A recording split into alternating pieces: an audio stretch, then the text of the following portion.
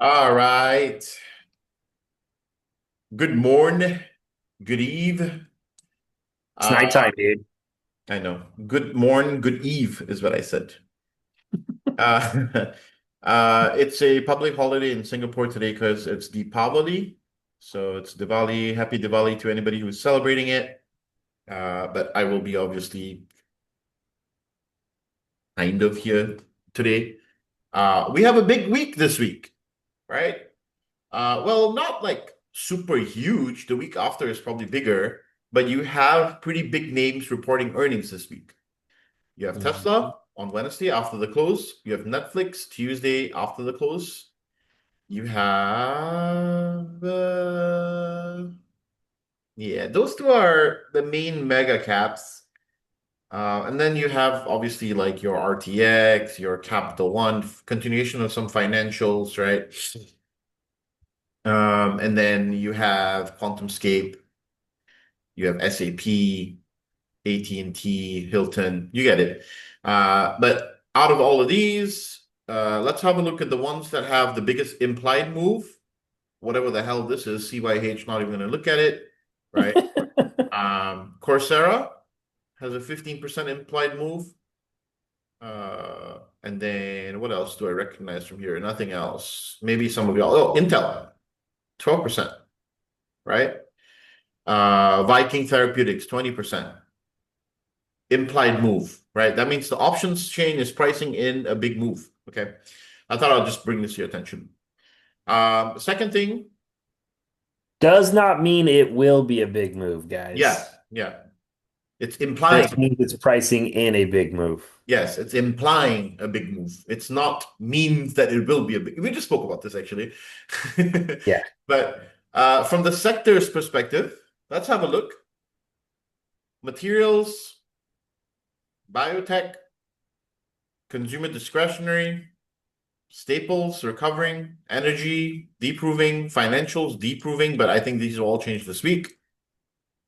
Um, Healthcare trading higher now, mining, oil producers down, REITs down, industrials kind of down, housing down, right?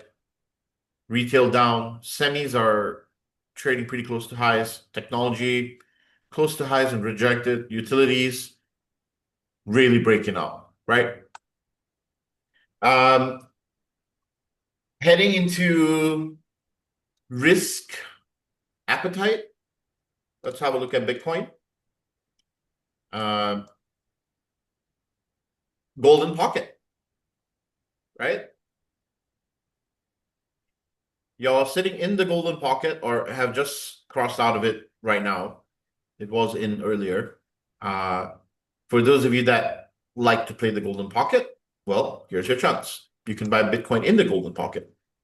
Ethereum, similar but not the same, right? And if you were to draw the fib on this one,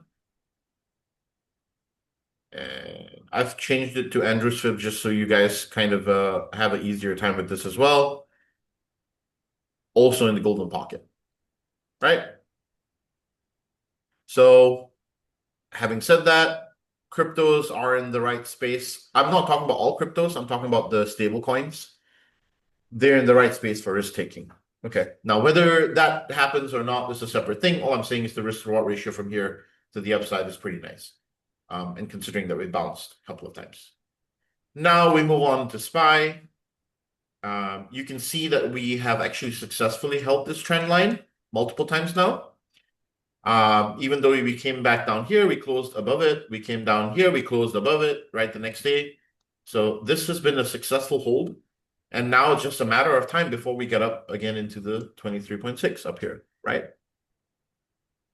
Um, we spoke about this last week during Monday prep session last week, and I had an kind of put out the thesis, working thesis for the week, which would be you would get some kind of a sell-off right before earnings season because market makers need to also position themselves, institutions need to position themselves. What's the best way to do that? Create some fear and panic, right? And it was your commander in chief that did that. Great. I'm not complaining, right? But you had that happen. Now on the NASDAQ, you can see that actually the recovery has been a bit better. compared to SPX.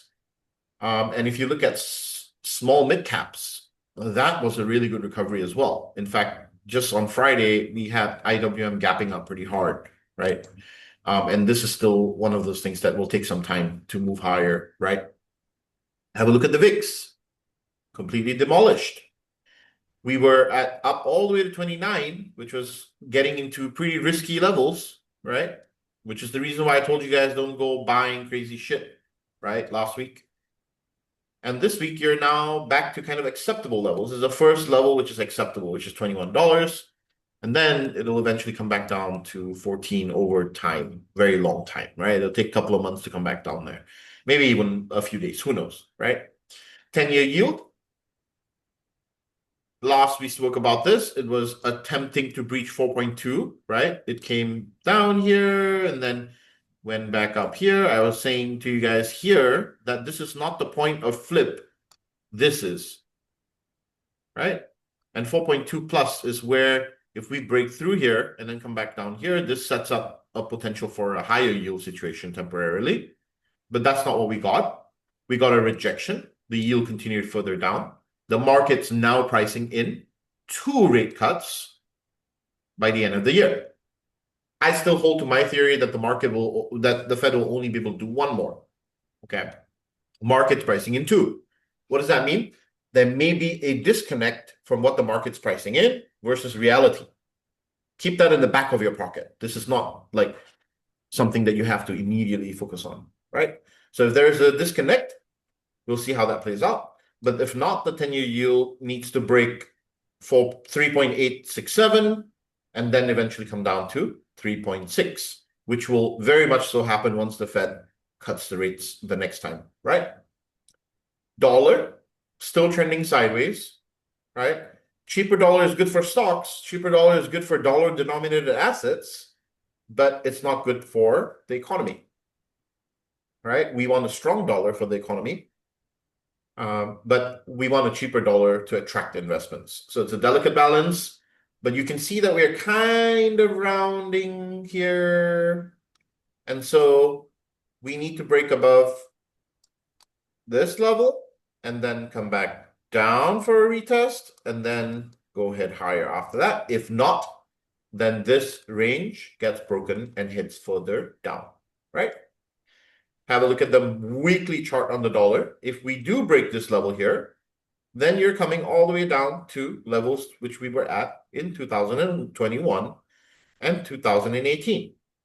Okay. This was a financial crisis, and this was a financial crisis. And you can see that both of these charts look very similar to what you're seeing right now. Right? I'm saying these parts of the charts. So I expect at some point in time the dollar to regain some momentum and then come back up here and then perhaps form some kind of a very large descending pattern like this over time. Okay. Okay. Now, having said everything about this, even on the macro side, you can see non-farm payrolls. Obviously, we don't have the updated data because government is shut. I spoke about this on Friday, and this, I think, is still the overall macro picture. So this is the only update I have for you guys, and then I'm going to hand it over to Andrew. These are my thoughts. My thoughts are that the market threw a fit last week because, first of all, they needed cheaper entries into earnings. Second of all, the government shutdowns are still present. We don't have any economic data to project, right? The third being that all of this is then going to feed into the Fed's decision, which if we are in government shutdown, doesn't happen, right? So that's going to create a bit of a shitstorm, and that might create some panic, okay? And if that creates panic, then expect the S&P 500 to not break out, but then stay ranged for a while. And this will be the new range that the S&P 500 will then trade between until one of 3 things improve in situation. The shutdown ends, earnings come out positive, or the Fed signals a rate cut. All right? This is my working theory for the next month and the next 2 months. And that's pretty much all that there is to this, okay? Now, individual tickers, I will go through in another video because I don't want to take out so much of time. So I'll hand it over to Andrew right now so that he can do his piece. Yeah. And I echo the same things. I've been listening to a lot of political podcasts about the shutdown. I just don't see an end in sight. So there's a pretty strong possibility we're going to end up either consolidating, which would fit into the Gamma story, which I'm going to talk to you guys about. Um, but it could play into that. So, but we'll see. I just don't see this shutdown ending anytime soon. Yeah, it might be the longest one. I think the Yeah. previous one was also Trump, I think, right? The previous Yeah, I think longest the one was longest was what, 17 days? no, no, it's longer than that, bro. Was it 17? Uh, The last one we had? I just saw 21 days. 35 days, sorry. 21. 35, 35. Oh, 35. Yeah, No, okay. 35. Yeah. Yeah. And so uncertainty, not good. Not having Fed meetings, not good. Not having pre-market data, not good. So it is what it is. Now, from a data standpoint, to kind of add on to what T talked about, right? Institutions wanted cheaper prices um, for earnings. Um, we know from a data standpoint, right? If we mark 670 real quick, right? We know from a data standpoint, we'll just make this really thick and bold so you guys, so it stands out, right? We know from a data standpoint that market makers wanted the price below 670 by 1017, right? That was posted in the previous playbooks and even talked about in countless pre-market lives if you guys are part of, the server. We talked about the 670 level quite a bit because we knew that there was a wall here at 670, right? And that dealers wanted the price. There's a positive gamma wall there at 670, and dealers wanted the price below 670. You can see there was a giant selling pressure wall at 670, right? And I believe I talked about it somewhere in here. Yeah, it could start a melt up retracement or the 670 level. Why 670 dealers last week were short. Price closed below, allowing them to collect the premium. Dealers are opposite 670, and for them, right, they want the price around this to kill as much premium as possible. So you can see Trump came out, tweeted some fun stuff. We broke 670, big sell off. We said we expect price to climb back up towards 670, but not break 670 because, again, dealers have selling pressure there. Price came all the way up, tapped 670, then sold off again. Then Trump tweeted again, and price comes back up and closes around this 665 area, which I'm going to talk to you guys about in a second. I said I thought it was going to close right about here, so I was slightly off by a few dollars. But regardless, it closed below 670, right? Now, what's interesting about that is this exposure is gone. So what most retail traders are doing is they're drawing their lines and they're saying, well, there's a big resistance right here at 670. And so if price gets up to 670, we're just going to short it back down. But the thing is, this is gone. So price can now break through 670 and take off potentially if things set up correctly, which I'll show you. So in the consolidation theory, if the market doesn't like the uncertainty and we do in fact consolidate here, October 31st is 665. This is a new gamma wall here. So essentially, they want the price to close below 665. If it doesn't, it could turn into a squeeze on the dealers, which then could create pressure to the upside. That will be dependent on the mega cap earnings. So we have two this week with Tesla and Netflix. And then next week, I think we have Google and Microsoft. Yeah. And then Amazon and Apple are usually on the tail end, and then Nvidia's way later. So we'll get a snapshot this week with Tesla and Netflix. We'll see how the market reacts, but that's essentially going to be possibly our catalyst to move the market. So, what does that look like for this week? So, let's take a look at some of the pieces of information. So, our week is Is this it? Yes, this is it. So we have a pretty good week, $13 volatility. So normal is like 8 to 9. So we're still seeing about a $4 increase in volatility right now. That means our upside is 678 and our downside is 650. 650 is pretty normal. We've bounced down there a few times already, so that would just be the low of the range. So that wouldn't be that crazy. 678 would be a little crazy because we'd be pushing back up into all-time highs. So we would need some type of positive thing to happen to push to the upside target, but it could happen. We can see that the algo for the week is showing some upside positioning, essentially up in that 666 to 668 area, still kind of below the 670, so nothing too crazy there. The Namo's kind of in no man's land right now with a slight move to the downside. So again, wouldn't be surprised there. Here's where you need to be paying attention to, because from a seasonality standpoint, if you look at the chart, we're kind of like here now, right? We're kind of like inching below all-time high. And so if things do play out and we do break into all-time high, then we're right back into our back end of the year being bullish, right? So we'll be watching for that price discovery move. But essentially, if we look at seasonality now, we're kind of floating right below that previous all-time high. If we look at seasonality, historically, November is one of the best months of the year.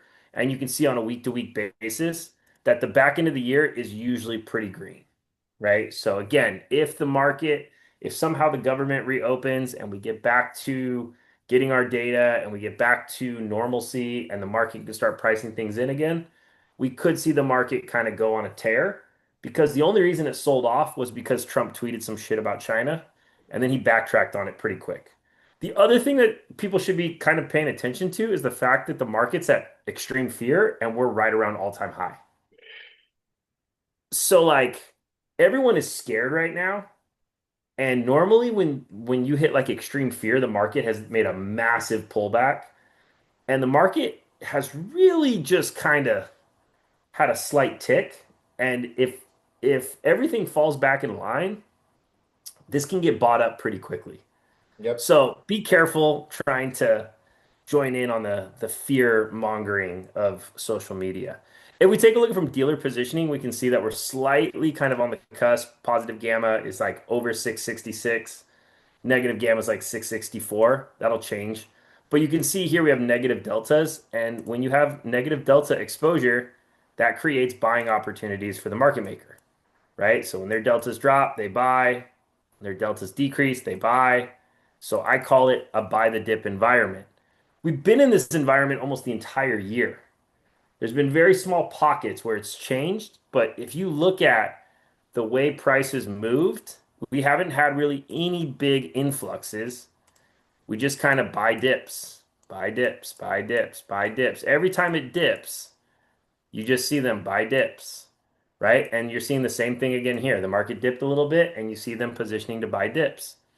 So again, it's worked out pretty well this year. We'll be paying attention to see what happens. From a gamma standpoint, this week we don't really have much. It's end of the month, the 31st. You have this positive gamma wall at 665. Now, the reason I said you got to be careful here is because if we get over 665, you do have exposure out here at 672. That's why I said, if dealers get squeezed, there's a possibility that we rip through 670 because that gamma wall is essentially gone and we pull up into 672. Now, what will be interesting is if we break 672, well, then there's buying pressure right here on those 1031 contracts. So buying pressure at 672. So if we do in fact get over 665, and we break 670, then we push up into 672. If we break 672, that buying pressure kicks in, pushing the market even higher, right? And that's why I said we could squeeze on the dealers. So we're going to be paying attention to price action around the 665 area because end of October, that's a positive gamma wall.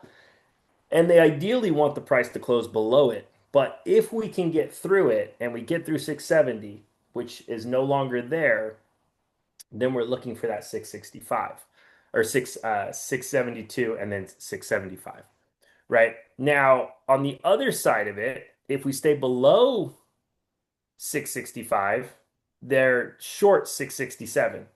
So below 665, there's really no upside because essentially they'll want the price below that and the buying pressure doesn't kick in until 667. So they could just stay below 665 and let the market kind of slide down into that 650 area, which again is our biggest exposure here to the downside, right? So this is 650 right here.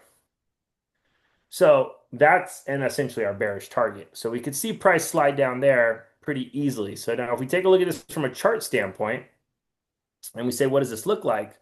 Well, if price gets over this 665 area, then we would push up. We're going to add a buying pressure level here real quick because I don't have it on there. 667, buying pressure. There you go. Right. So if we get over 665, we push up into 667. 667 would push us through the golden pocket that we retraced into. You guys all know what happens if we break the golden pocket, right? Who can tell me what happens if we break the golden pocket? Let's see. Let's see who's paying attention. Right? We go back to the high. So if you break the golden pocket, you go back to the high. The high is up here at 674. So you would go back to the high. There's your 672 buying pressure. If that buying pressure kicks in, you take the high, you take the high, you go into price discovery, you go into price discovery, you're looking at 678, right? That's what needs to happen in order for us to go to the upside. So the first thing we're looking for is we're looking for a break of 665. From there, over 667 creates buying pressure. Buying pressure pushes us up into 672. We break 672, that adds more buying pressure, pushing us up into all-time high. We break all-time high, we go into price discovery. Price discovery opens up the move to 678. We have a gamma wall for the week at 675. So that's essentially our magnet that could be pulling us to the upside, right? That pulls us up into this area, right? If you look at this right here, you can see it.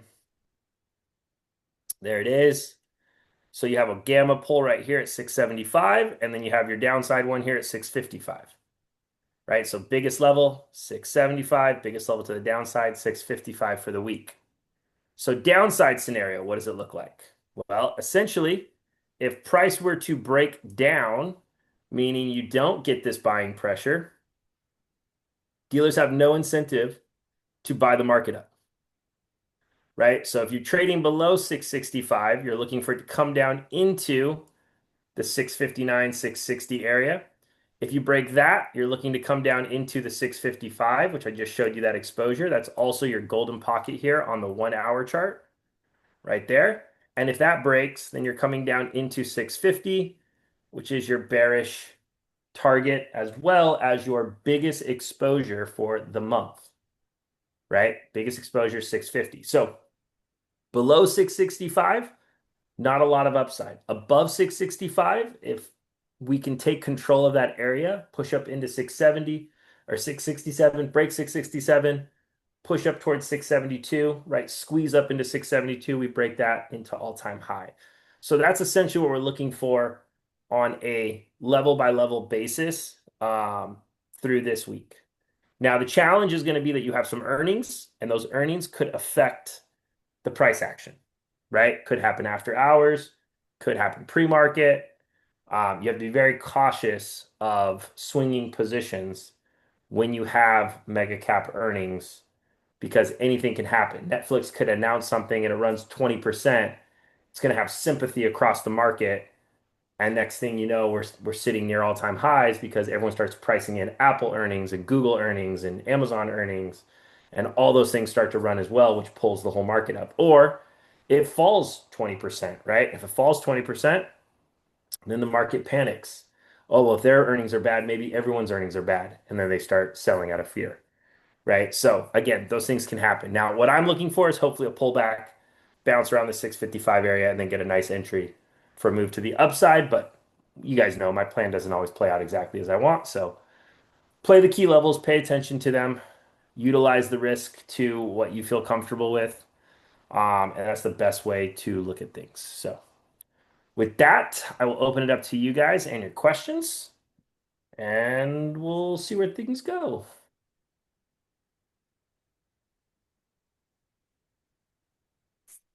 So far, we're on a good streak. I think 3 or 4 weeks in a row we've hit our targets.